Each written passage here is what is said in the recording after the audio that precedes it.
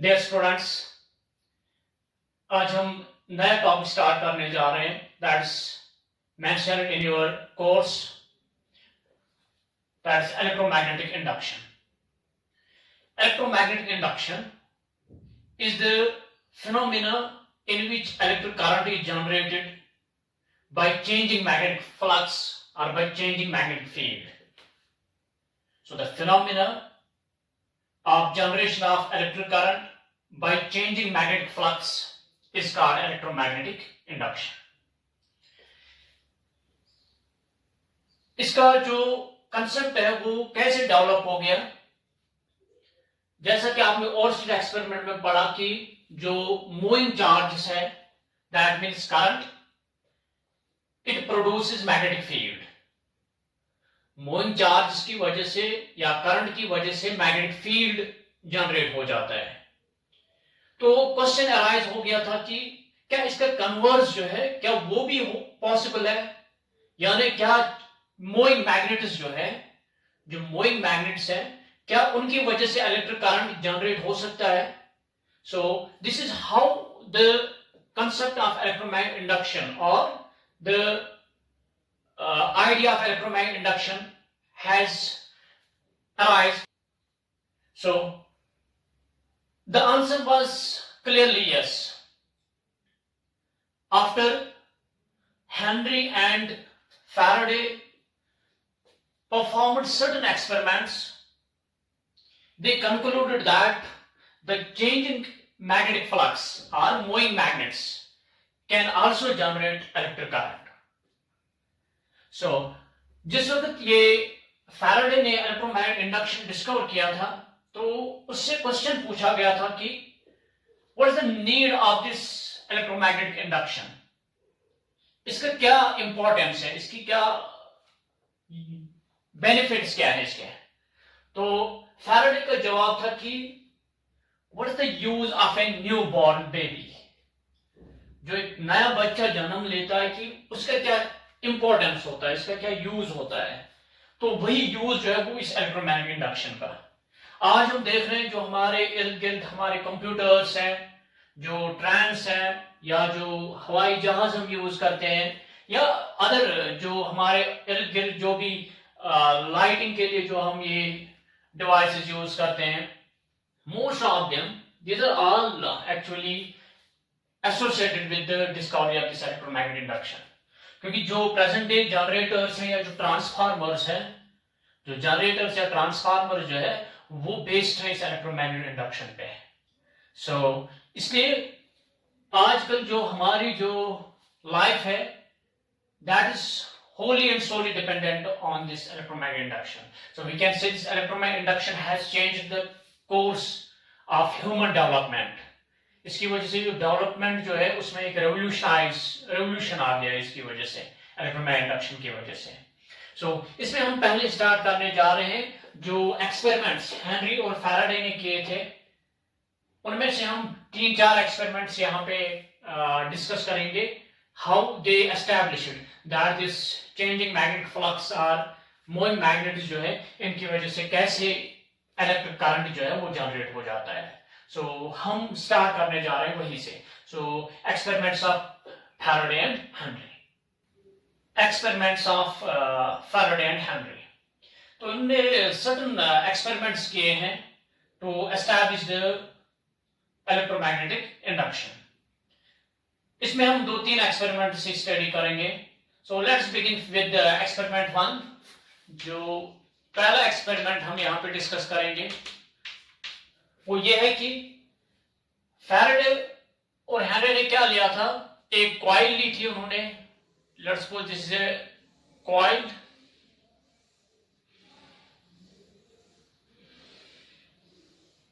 ये कॉइल है, इसको हम कनेक्ट करते हैं एक गैल्वेनोमीटर के साथ. Galvanometer detects the current, small currents. और एक मैग्नेट लिया है हमने यहां पे, लेट्स सपोज एक बार मैग्नेट है. जो पहला एक्सपेरिमेंट था उनने क्या वहां पे ऑब्जर्वेशंस देखी थी पहले ये एक बार मैग्नेट है, ये एक जगह पे स्टेशनरी है, फिक्स्ड है, तो गैल्वेनोमीटर जो है यहां से कोई डिफ्लेक्शन शो नहीं करता था। That means there is no current flowing through the circuit. इस सर्किट में कोई करंट फ्लो नहीं करता है क्योंकि गैल्वेनोमीटर जो है इसमें कोई डिफ्लेक्शन नहीं आती है, it is having zero deflection. अब इसके बाद क्या हुआ, लेट्स सपोज यहां से था नॉर्थ, यहां से था साउथ, क्योंकि बार मैग्नेट में यही दो पोल्स होते हैं, north pole and south pole. अब इनिशियली ये नॉर्थ पोल मैंने फेस किया है किसकी तरफ, कॉइल की तरफ, और साउथ पोल यहां पर है। अब जब ये स्टेशनरी था यहां पे बार मैग्नेट, तो galvanometer was showing zero deflection. जब बार मैग्नेट स्टेशनरी था, galvanometer was showing zero deflection, no current at all. इसके बाद क्या हुआ कि जब इस बार मैग्नेट को उन्होंने मूव किया है टुवर्ड्स द कॉइल, जब ये बार मैग्नेट आया था, जब इसको लाया है, इसको मैंने मोशन दी है, इसको उन्होंने लाया था टुवर्ड्स द कॉइल, कॉइल की तरफ ला रहे थे उसको, तो galvanometer was showing deflection, galvanometer deflection show करता था। लेट्स सपोज गैल्वेनोमीटर जो है वो इस डायरेक्शन में डिफ्लेक्शन शो करता था। लेट्स एज्यूम इट, हम एज्यूम करेंगे ये कि जिस वक्त ये बार मैग्नेट इस कॉइल की तरफ आ रहा है, अप्रोच करता है कॉइल की तरफ, उस वक्त जो गैल्वेनोमीटर है इसमें डिफ्लेक्शन हो रही है, और लेट्स सपोज वो डिफ्लेक्शन जो है वो इस डायरेक्शन में आ रही है। ये ऑब्जर्व कर रहे थे।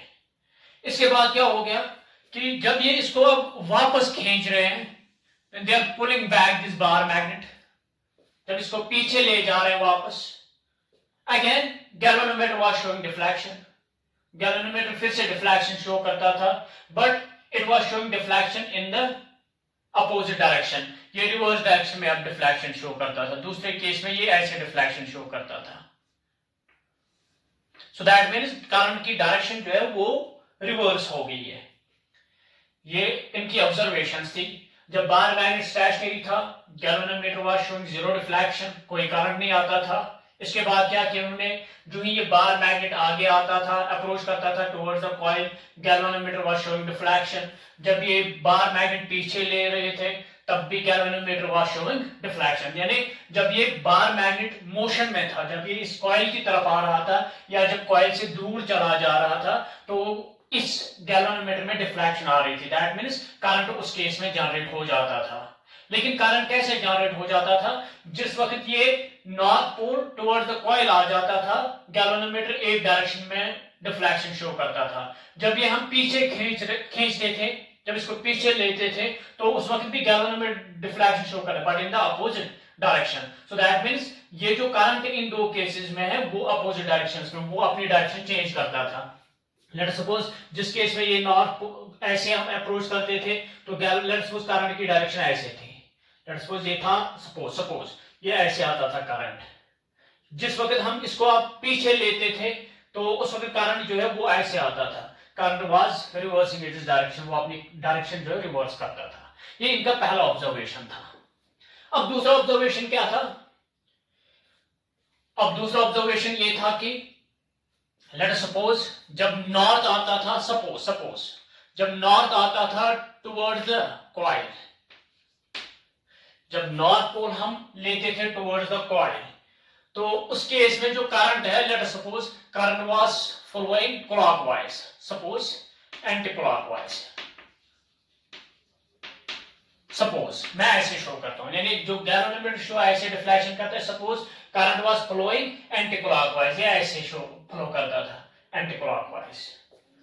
ये मैं एजम्पशन लेता हूं। उसके बाद जब ये नॉर्थ पोल हम पीछे ले जाते थे, जब हम पीछे खींचते थे इसको, यानी जब नॉर्थ पोल पीछे चला जाता था अवे फ्रॉम कॉइल, उस केस में जो डिफ्लेक्शन थी वो रिवर्स हो जाती थी, यानी जो करंट की डायरेक्शन वो रिवर्स हो जाती थी। तो उस केस में सपोज ये क्लॉकवाइज आ जाता था। अब दूसरी ऑब्जर्वेशन उन्होंने क्या देखी थी? दूसरी ऑब्जर्वेशन ये थी कि अब इन्होंने यहां पे इस बार मैग्नेट की पोलैरिटी रिवर्स की है। बार मैग्नेट की जो पोलैरिटी है वो रिवर्स हो गई है, यानी अब कॉइल की तरफ साउथ पोल है और इस तरफ से है नॉर्थ पोल। अब बार मैग्नेट की जो पोलैरिटी है वो रिवर्स हो गई है, साउथ पोल इस तरफ से और नॉर्थ पोल पीछे की तरफ से। अब जब इस बार मैग्नेट को इस कॉइल के नजदीक लेते थे, जब बार मैग्नेट को सामने ले जाते थे ऐसे, तो इसमें डिफ्लेक्शन शो होता था, जब पीछे ले जाते थे तो इसमें डिफ्लेक्शन आ जाता था। सो दैट मीन्स जब ये बार मैग्नेट मूवमेंट में था, मोशन में था, तो उस केस में यहाँ पे करंट जनरेट हो जाता था। जब ये स्टेशनरी आता है तो फिर से गैल्वेनोमीटर शो जीरो डिफ्लेक्शन, उस केस में कोई करंट नहीं आता है। लेकिन अब यहाँ पे जो गैल्वेनोमीटर की डिफ्लेक्शन है उसका देखिए क्या हो जाता था। जिस वक्त ये साउथ पोल अप्रोच करता था, यानी जब साउथ पोल टुवर्ड्स कॉइल आता था, जब साउथ पोल टुवर्ड्स कॉइल आ जाता था, तो उस केस में जो करंट है, करंट अब एंटी क्लॉकवाइज नहीं आता था। अब इस केस में क्या आता था, ये क्लॉकवाइज हो जाता था। जिस वक्त नॉर्थ पोल सामने आ जाता था, जब नॉर्थ पोल ऐसे आ जाता था, तो लेट सपोज उस केस में ये एंटी क्लॉकवाइज का करंट, करंट क्या आता था, एंटी क्लॉकवाइज। लेकिन जब साउथ पोल आगे आ जाता है, जब साउथ पोल फेस करता है कॉइल को, जब इसको हम आगे ले जाते हैं, तो ये क्लॉकवाइज यहां पे आ जाता है करंट, करंट की जो डायरेक्शन वो क्लॉकवाइज आ जाती है। यानी galvanometer was showing deflection but in the opposite direction as it was observed in case when the north pole was approaching the coil. Similarly, जब इसको हम पीछे ले जाते थे ऐसे, जब इस साउथ पोल को अब हम इस बार मैग्नेट को पीछे ले जाते थे, बैक मूवमेंट देते थे इसको, उस केस में फिर से गैल्वेनोमीटर वाज शोइंग डिफ्लेक्शन। तो उस केस में जब हम साउथ पोल को पीछे खींचते थे from the coil, away from coil, तो उस वक्त ये एंटी क्लॉकवाइज था। मैं फिर से यहाँ पे फाइनली इसको रिपीट करूंगा। जब आप एक कॉइल लेते हैं यहाँ पे और बार मैग्नेट लेते हैं, जब बार मैग्नेट स्टेशनरी होता तो कोई करंट नहीं आता है, कोई डिफ्लेक्शन शो नहीं होती है। जिस केस में नॉर्थ पोल होता है फेसिंग द कॉइल, जिस वक्त ये आगे आ जाता है तो गैल्वेनोमीटर वाज शोइंग डिफ्लेक्शन। फिर दूसरा केस जब मैं साउथ पोल करता हूं फेस टुवर्ड्स द कॉइल, जब ये साउथ पोल कॉइल की तरफ आता है तो again galvanometer is showing deflection. लेकिन डिफ्लेक्शन जो है वो अपोजिट सेंसेस में होती है। जब नॉर्थ पोल सामने आता है, सपोज इसमें एंटी क्लॉकवाइज आ जाता है करंट, जब साउथ पोल आगे चला जाता है तो इसमें क्लॉकवाइज आ जाता है। सिमिलरली जब ये बार मैग्नेट हम पीछे ले जाएंगे, जिस केस में नॉर्थ पोल फेस करता है कॉइल को, अगर मैं इसको पीछे खींचता हूं तो सपोज यहाँ पे क्लॉकवाइज आ जाता है करंट। अगर ये साउथ पोल फेस करता है कॉइल को, इसको पीछे खींचेंगे तो इसमें एंटी क्लॉकवाइज आ जाता है करंट। यानी करंट की जो डायरेक्शन है when north pole and south poles are facing the coil, those are totally opposite to each other, वो एक दूसरे को अपोज करते हैं। जैसा आप north pole facing the coil में देखते हैं, बिल्कुल उसका अपोजिट आता है जब south pole is facing the coil. तो ये पहला एक्सपेरिमेंट था। इसके साथ इन्होंने क्या देखा, इन्होंने सिमिलर रिजल्ट्स ऑब्जर्व किए। The similar results were observed जब उन्होंने इस बार मैग्नेट को अब क्या रखा, स्टेशनरी रखा, बार मैग्नेट को स्टेशनरी रखा, लेकिन कॉइल को यहाँ पे मूवमेंट दी है। इन्होंने कॉइल को आगे या पीछे लिया है, लेकिन बार मैग्नेट को क्या किया है, स्टेशनरी रखा है। उस केस में भी सेम रिजल्ट्स वर ऑब्जर्व्ड, उसमें भी यही आता था। सो पहले केस में कॉइल स्टेशनरी था, बार मैग्नेट को हम मूवमेंट देते थे तो उसकी वजह से करंट फ्लो करता था। दूसरे केस में उन्होंने बार मैग्नेट्स को स्टेशनरी रखा और इस कॉइल को यहाँ पे मूवमेंट दी है, तो इस केस में भी यहाँ पे करंट जनरेट हो जाता है। Galvanometer shows deflection. So therefore we can conclude that the relative motion between the bar magnet and the coil, relative motion between the bar magnet and the coil is actually responsible for the generation of or for the generation of this induced current. जो relative motion यहाँ पे आती है between this bar magnet and coil, इसकी वजह से ये current यहाँ पे जनरेट हो जाता है। तो ये पहला कंक्लूजन था, पहले एक्सपेरिमेंट का कंक्लूजन। क्योंकि अगर खाली मूवमेंट ऑफ बार मैग्नेट था तो दूसरे केस में जब आप बार मैग्नेट को स्टेशनरी रखते थे और यहाँ पे कॉइल को मूवमेंट देते थे, वो करंट फिर नहीं आना चाहिए, क्योंकि बार मैग्नेट क्या है, स्टेशनरी। लेकिन यहां पे आप दूसरे केस में भी देखते हो, जब आप बार मैग्नेट रखते हो यहां पे स्टैशनरी और इस कॉइल को जब आप मूवमेंट देते हैं तब भी करंट जनरेट होता है। इसलिए हम ये कहेंगे कि relative motion of bar magnet and coil is responsible for the generation of this induced current in the circuit. तो ये पहला एक्सपेरिमेंट था। अब एक्सपेरिमेंट नंबर 2, एक्सपेरिमेंट नंबर 2, दूसरे एक्सपेरिमेंट में देखें हमने क्या किया। दूसरे एक्सपेरिमेंट में 2 कॉइल्स थी, 2 कॉइल्स,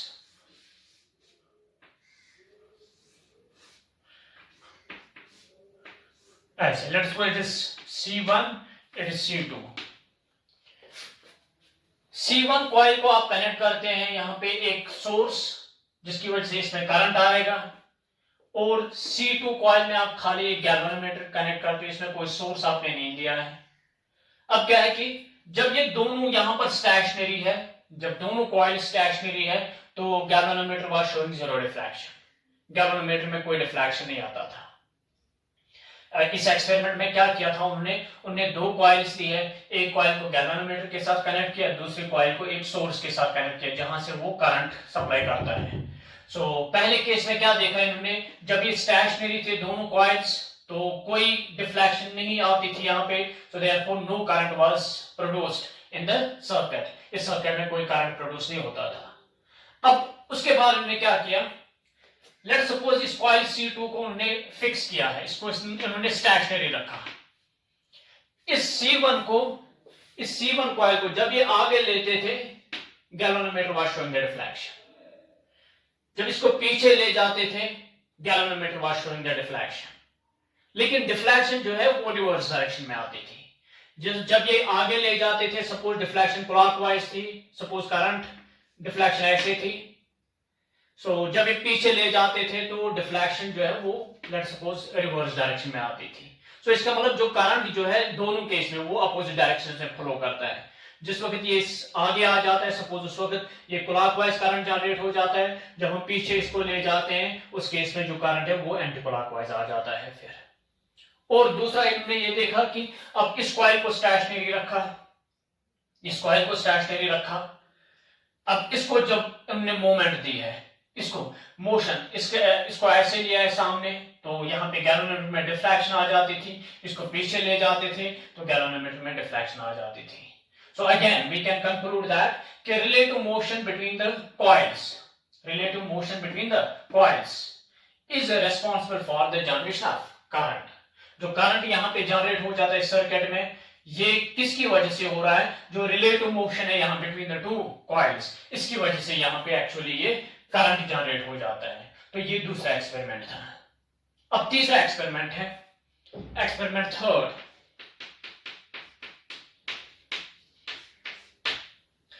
एक्सपेरिमेंट 3 में हमने क्या लिया था, इन्होंने एक कॉइल ली है यहाँ पे, सपोज ये कॉइल है,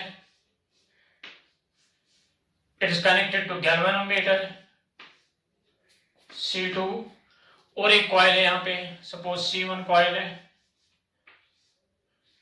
C1 कॉइल को इन्होंने एक सोर्स के साथ रखा विद टैपिंग की, एक की रखी है इन्होंने साथ में की, that's why it is C1, it is C2।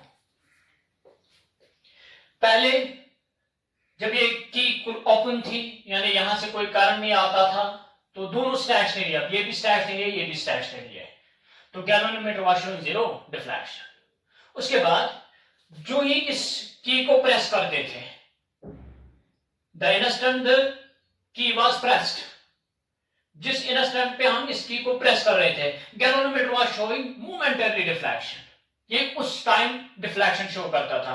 उसके बाद ये कनेक्ट हो जाती थी ये की, तो ये galvanometer was again showing 0 deflection. Current यहां से फ्लो कर रहा था कंटिन्यूअसली, करंट यहां से फ्लो कर रहा था, लेकिन यहां पे गैल्वेनोमीटर कोई डिफ्लेक्शन शो नहीं करता था। जिस वक्त ये की हम फिर से रिमूव करते थे, जब की को फिर से रिमूव करते थे उस इंस्टेंट पे, जिस टाइम इसको रिमूव करते थे उसी इंस्टेंट पे फिर से गैल्वेनोमीटर शोज डिफ्लेक्शन, उसके बाद फिर से डिफ्लेक्शन 0 आ जाती थी। यानी खाली किस मोमेंट पे डिफ्लेक्शन आ जाती थी, जिस वक्त हम स्विच ऑन करते थे या जिस वक्त हम स्विच ऑफ करते थे, इन बिटवीन कोई डिफ्लेक्शन नहीं आती थी, पहले कोई डिफ्लेक्शन नहीं थी, लास्ट में कोई डिफ्लेक्शन नहीं थी आफ्टर स्विच ऑफ, और इन बिटवीन भी कोई डिफ्लेक्शन नहीं थी। खाली डिफ्लेक्शन दो टाइम्स पे आती थी। एक टाइम पे जब इसको हम क्लोज करते थे, यानी जिस वक्त इसको ऑन करते थे उस वक्त डिफ्लेक्शन आती थी फॉर स्मॉल टाइम, और जिस वक्त हम इसको ऑफ करते थे उस वक्त डिफ्लेक्शन आती थी। अब इस केस में क्या हो गया, देखो पहले करंट जीरो था, जब यहां से ये ओपन थी जीरो करंट था। जब आपने इसको ऑन किया है तो यहां पे करंट हो गया सपोज आई करंट आ गया, तो करंट चेंज हो गया। जब करंट चेंज हो गया यहां पे डिफ्लेक्शन आती थी। फिर उसके बाद करंट आई कंटिन्यूसली फ्लो कर रहा था, कोई करंट अब चेंज नहीं हो रहा था। जब करंट चेंज नहीं हो रहा था तो यहां पे कोई डिफ्लेक्शन ही नहीं आती थी, इसमें कोई डिफ्लेक्शन नहीं आती थी। उसके बाद जिस वक्त हम स्विच ऑफ करते थे, जब स्विच ऑफ करते थे करंट कितना आता था आई, जब स्विच ऑफ किया तो करंट कितना बनेगा जीरो, तो फिर से करंट चेंज हो गया फ्रॉम आई टू जीरो। उस वक्त फिर से डिफ्लेक्शन होती थी, यानी जिसके टाइम करंट यहां पे चेंज हो जाता था खाली उसी टाइम यहां पे क्या डिफ्लेक्शन आती थी।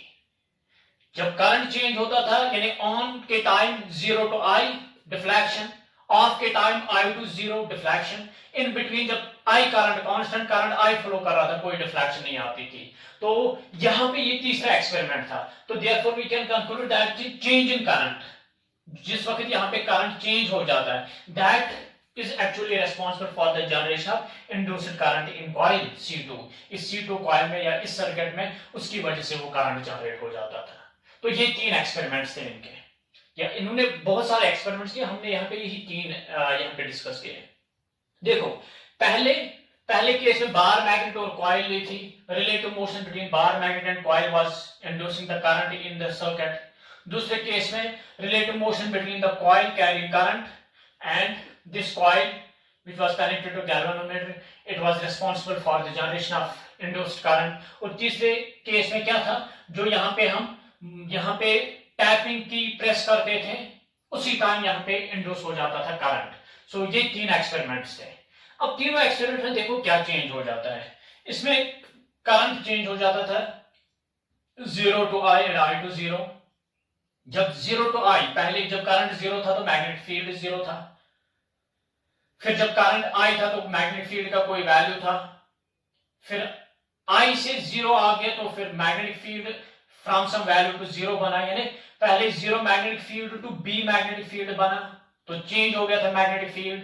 जब स्विच ऑफ किया तो करंट मैग्नेटिक फील्ड बी से जीरो बना है, तो फिर से चेंज हो गया मैग्नेटिक फील्ड। उस चेंजिंग मैग्नेटिक फील्ड की वजह से एक्चुअली यहाँ पे इंड्यूस हो जाता था करंट। अब सिमिलरली इसमें क्या होता है, देखो जब आप कॉइल को करंट देते हैं तो ये जनरेट करता है कोई मैग्नेटिक फील्ड, इस करंट की वजह से, इस करंट कैरिंग कॉइल की वजह से मैग्नेटिक फील्ड जनरेट हो जाता है।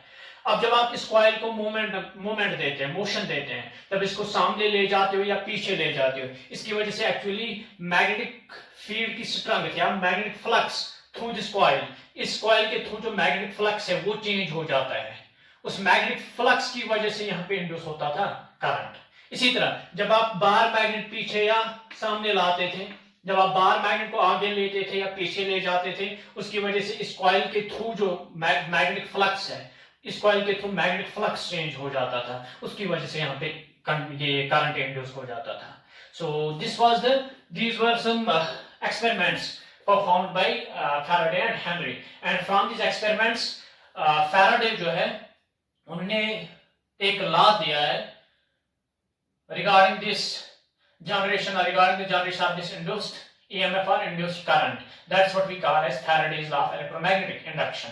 अब इनका जो conclusion है वो वही है Faraday's law of electromagnetic induction. Now we will begin with Faraday's law of before starting with Faraday's law of electromagnetic induction, let me introduce you here with magnetic flux.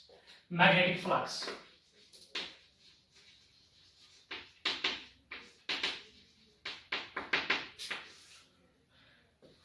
Magnetic flux is defined the same way you had defined electric flux. So magnetic flux is the number of magnetic lines crossing through some surface. The number of magnetic lines of force crossing through some surface. is called magnetic flux. Let's suppose surface of area A. Let us suppose a surface of area A is placed in uniform magnetic field B. Let us suppose this is the magnetic field B along this direction, uniform magnetic field. And we have placed some surface of area A in this magnetic field. Area of this surface is A. This is surface of area A. And you know, we always consider the direction of any surface normal to its surface. यानी for example अगर ये surface ऐसे मैंने रखी हुई है ऐसे, तो इसका नॉर्मल जो है वो ऐसे आएगा. नॉर्मल अगर ये surface for example magnetic field जो है, this is the direction of magnetic field. यहां से मैंने एक magnetic field, uniform magnetic field रखा हुआ है. अब जो सरफेस है, एक सरफेस ऑफ एरिया ए मैंने ऐसे रखी हुई है, ऐसे. This is how I have placed this surface here. So इसका जो नॉर्मल जो आएगा, इसका नॉर्मल आएगा परपेंडिकुलर टू द सरफेस. इसका नॉर्मल ऐसे नहीं आएगा, रादर वो ऐसे आएगा. लेट्स सपोज ये है, यहाँ पे एन कैप से मैं रिप्रेजेंट करूंगा. N cap it gives the direction of area vector. So ये एंगल जो आएगा between this area vector A और जो मैग्नेटिक फील्ड बी है, let's suppose this is theta. It is theta. जो मैग्नेटिक फ्लक्स है, जैसे इलेक्ट्रिक फ्लक्स है, the number of electric lines of force crossing through some surface. Similarly, magnetic flux is defined as the number of magnetic lines of force crossing through some surface. It is the magnetic flux through some area, through some surface of area A. The magnetic flux through some surface of area A placed in uniform magnetic field B is defined as, it is represented by phi B. It is defined as B dot A. B dot A. Or it is BA cos of theta. Where theta is angle between magnetic field strength and area element. So here I have represented that angle by theta. So therefore we can also define this magnetic flux as the product of magnetic field, as a product of magnetic field, strength of magnetic field, and the component of area along the direction of magnetic field. Look, अगर यहाँ से ये area vector है A, suppose ये area vector A है, इसके दो components आएंगे. एक कंपोनेंट यहाँ से आएगा A cos थीटा, यहाँ से होगा A sin थीटा. तो यहाँ से जो कंपोनेंट है वो A cos थीटा है. A cos theta is the component along magnetic field. So वही है यहाँ पे A cos theta. Therefore we can define magnetic flux through some surface of area A placed in uniform magnetic field B as the dot product of magnetic field and area vector. Magnetic flux is defined as the number of magnetic lines of force crossing through some surface. The magnetic flux through some surface of area A placed in magnetic uniform magnetic field B is B dot A, or it is BA cos of theta. You can also define this magnetic flux as the product of magnetic field strength and the component of area vector along the direction of magnetic field. Area vector का जो component direction of magnetic field की तरफ है वो कौन सा है? A cos theta. So that means product of magnetic field strength and component of area along the direction of magnetic field.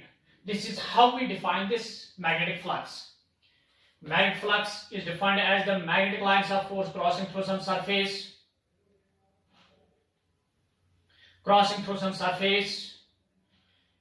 It is equal to B dot A or BA cos theta, where theta is angle between magnetic field and area vector.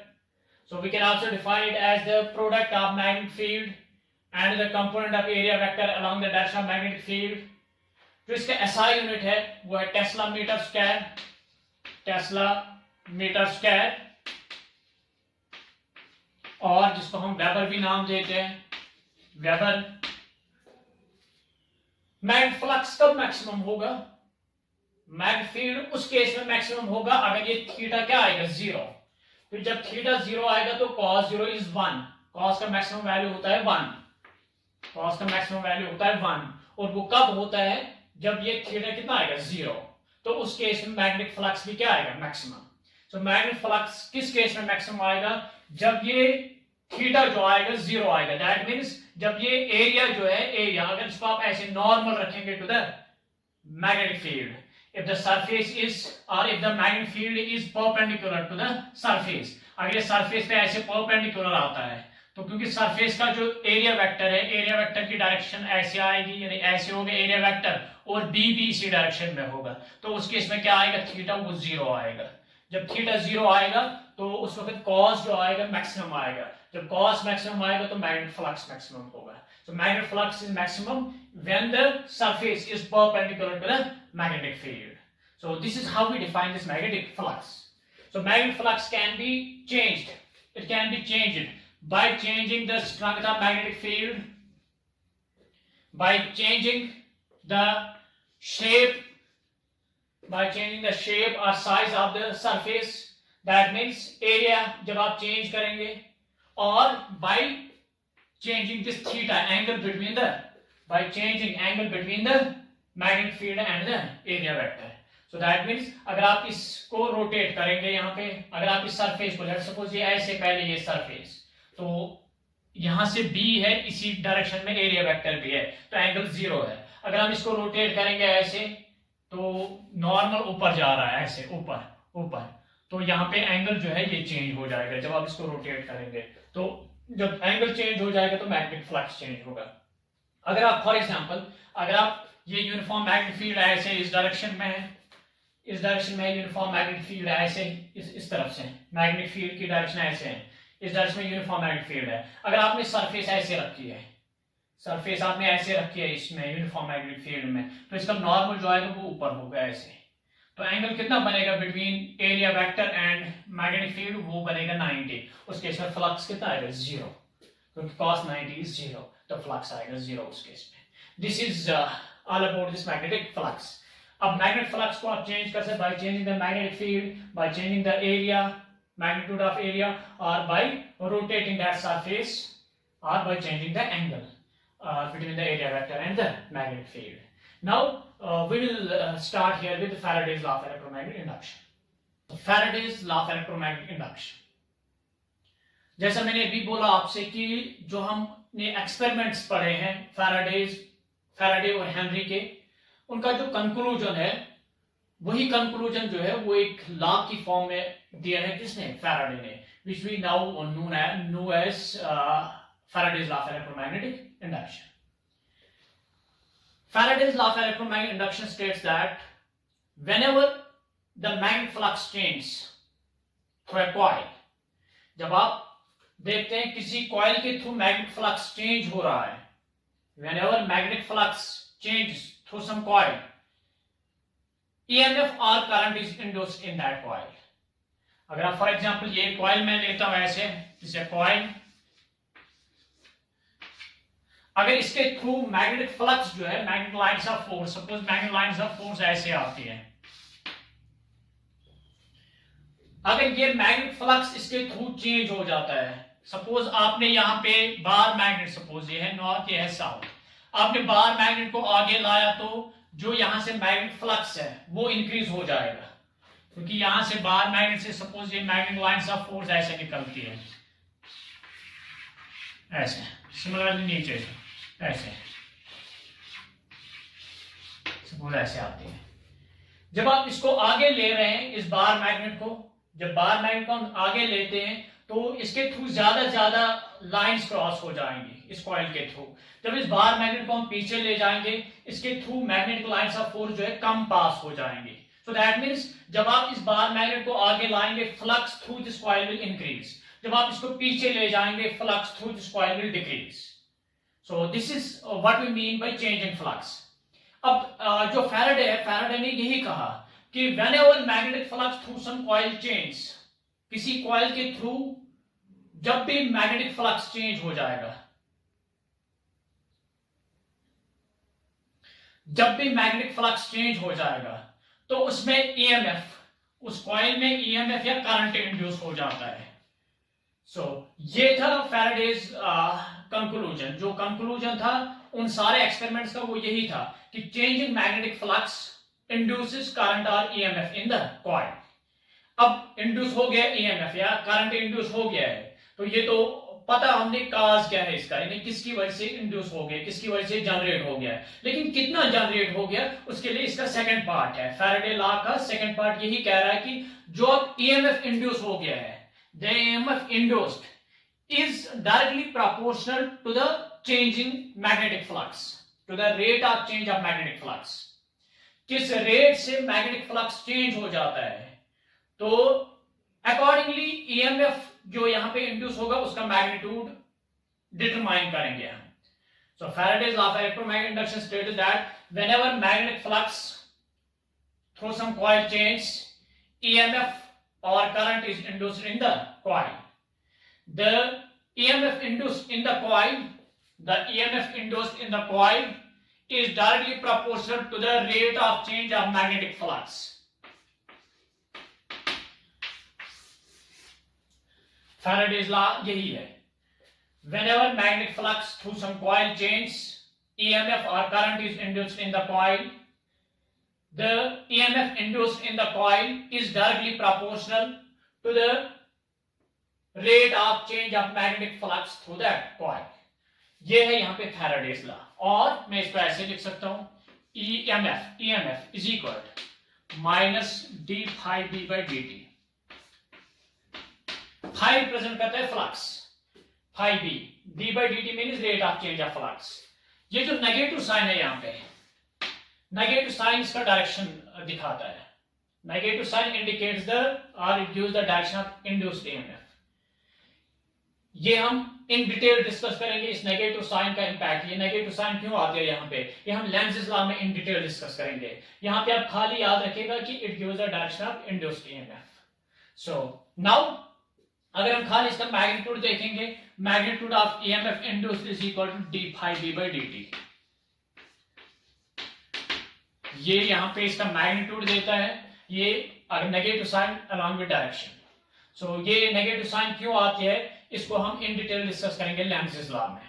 तो वहां से आप clearly देखेंगे ये negative sign यहां पे क्यों आती है। सो this is all about this Faraday's law. So Faraday states that whenever magnetic flux change through some coil, EMF or current is induced in the circuit. The EMF induced is directly proportional to the rate of change of magnetic flux, that is EMF. E is directly from d phi b by dt, or E is equal to minus d phi b by dt. Negative sign gives the direction of induced EMF E. और अगर खाली आप magnitude इसका देखें, इसका magnitude होगा d phi b by dt. Now अगर इस कॉइल में फॉर एग्जांपल ये कॉइल है, इसमें n टर्न्स हैं, कॉइल में कितने टर्न्स हैं n, और flux through each turn, suppose हर टर्न के थ्रू जो फ्लक्स है वो है फाई बी। इस कॉइल इस टर्न के थ्रू फ्लक्स फाई बी है, इसके थ्रू भी फाई बी है, इसके थ्रू भी फाई बी है, इसके थ्रू भी फाई बी है, और इसमें कितने टर्न्स हैं n नंबर ऑफ टर्न्स हैं। तो उस केस में जो फ्लक्स आएगा, सॉरी उस केस में जो ये EMF induced होगा, the EMF induced if a coil has n number of turns, it will be n times d phi b by dt. अगर आप खाली मैग्नीट्यूड लेंगे तो पॉजिटिव, अगर हम यहाँ पे along with direction तो नेगेटिव साइन भी आप ले सकते हो। मैग्नीट्यूड होगा इसका कितना, मैग्नीट्यूड होगा n times d phi b by dt. If the coil has n number of turns, अगर एक ही टर्न है तो simply d phi b by dt. Now अगर इस कॉइल की रेजिस्टेंस है R, सपोज कॉइल की रेजिस्टेंस है R is the resistance of the coil, तो फिर जो current through the coil R, जो सर्किट है, इस सर्किट में टोटल रेजिस्टेंस अगर कैपिटल R है, तो जो करंट यहां पे आएगा the induced current I, it will be equal to, current होगा E by R के बराबर, so it will B minus n d phi b by dt और आएगा R. सो अगर आप खाली मैग्नीट्यूड लेंगे तो फिर प्लस होगा यहाँ पे n by R d phi b by dt. So if the circuit has resistance R, अब EMF कैसे इंड्यूस हो सकता है किसी कॉइल में? EMF कैसे इंड्यूस हो सकता है किसी कॉइल में? जब भी उस कॉइल के थ्रू क्या चेंज हो जाएगा, मैग्नेटिक फ्लक्स अगर चेंज हो गया, चाहे ये इंक्रीज हो जाए या डिक्रीज हो जाए, जब भी चेंज होगा मैग्नेटिक फ्लक्स, उस केस में यहां पे EMF इंड्यूस होगा किसमें? कॉइल में। अब ये EMF कैसे इंड्यूस होगा? By changing the magnetic flux. Magnetic flux कैसे चेंज होगा? By changing the strength of magnetic field, by changing the shape, that means और area of the surface, area of the loop, area of loop, जो loop यहाँ पे उसका area आप देखेंगे, अगर आप वो चेंज करेंगे तो अकॉर्डिंगली यहाँ पे फ्लक्स चेंज होगा। अगर आप strength of magnetic field change करेंगे तो फ्लक्स चेंज होगा। या आप इस लूप को क्या करेंगे? रोटेट करेंगे। आप इस लूप को आप रोटेट करेंगे किसमें? मैग्नेटिक फील्ड में, यानी आप थीटा चेंज करेंगे। जब जिन केसेस की वजह से आप मैग्नेटिक फ्लक्स चेंज कर सकते हो, जिन वेज से आप मैग्नेटिक फ्लक्स चेंज कर सकते हो, अगर आप उनमें चेंज लाते हैं, तो उनकी उसकी वजह से क्या जनरेट होगा? यहाँ पे EMF और करंट इंड्यूस होगा इस कॉइल में। सो this is all about this Faraday's law of electromagnetic induction.